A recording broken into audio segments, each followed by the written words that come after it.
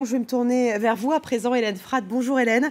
On va voir les journaux internationaux avec vous et on va commencer en Israël où les ultranationalistes ont réintégré le gouvernement hier. Leur chef de file, le député Avigdor Lieberman, devrait être nommé au ministère de la Défense. L'attribution de telles responsabilités à un responsable politique connu pour ses prises de position outrancières envers les Palestiniens, les Arabes israéliens et même certains voisins de l'État hébreu suscite des réactions inquiètes en Israël, mais aussi à l'étranger, inquiètes et même assez désabusées, voire fatalistes, selon Haaretz, qui se livre à ce constat.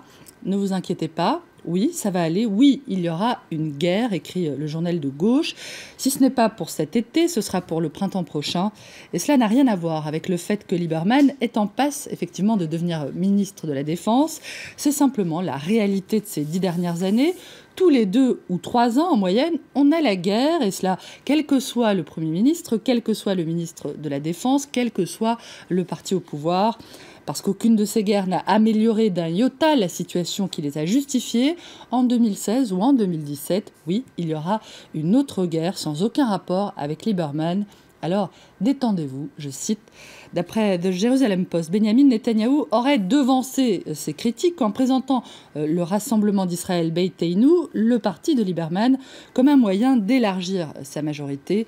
Un élargissement destiné à son tour à lui permettre d'explorer tous les chemins pour parvenir à la paix, je le cite. Tandis que son futur ministre de la Défense promettait de mener une politique responsable et raisonnable.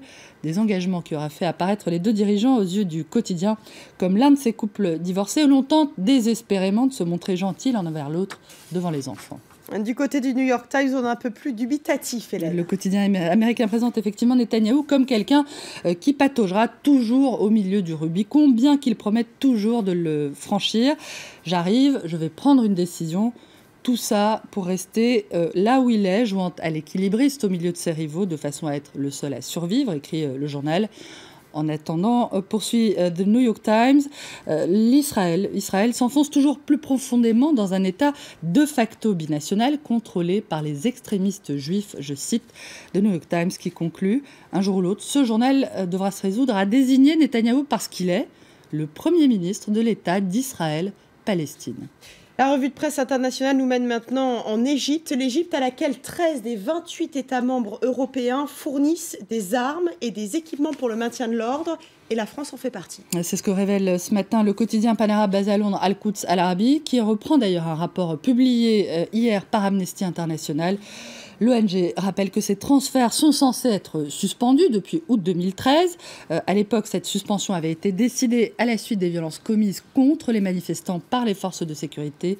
Une répression à laquelle continue de se livrer le régime présidé par Abdel Fattah el-Sisi, selon Amnesty, qui affirme donc qu'en 2014, notamment, des États membres de l'UE ont octroyé 290 licences d'exportation d'équipements militaires vers l'Égypte pour un total de plus de 6 milliards de dollars. Des relations qui tombent mal alors que l'état de droit recule de jour en jour dans le pays, relève la Croix. Face aux attentats qui se multiplient, le pouvoir se crispe, interdit toute manifestation, malmène les défenseurs des droits de l'homme et réduit à néant l'opposition, accuse le journal. Indigné également par la façon dont son correspondant au Caire, Rémi Pigaglio, a été refoulé mardi sans aucune explication après avoir été placé pendant 24 heures dans une zone de rétention de l'aéroport.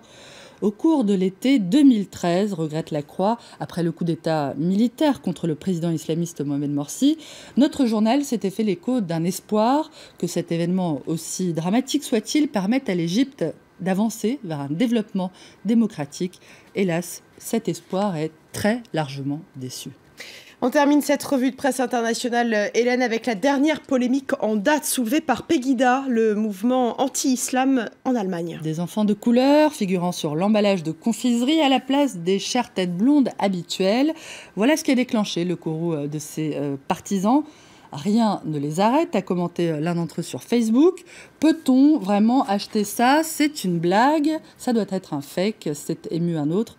Non, ça n'était pas un fake, comme on dit, ça n'était pas une plaisanterie, mais une idée de la marque Kinder qui a décidé de vendre ses barres chocolatées avec l'image des joueurs de la Mannschaft lorsqu'ils étaient enfants à l'occasion de l'Euro 2016. Édifiante histoire, lu ce matin dans The Telegraph. à lire. Merci beaucoup Hélène Frath pour cette revue de presse internationale que vous pouvez retrouver à tout moment sur la page Facebook de la revue de presse et puis bien sûr sur notre site rubrique revue de presse.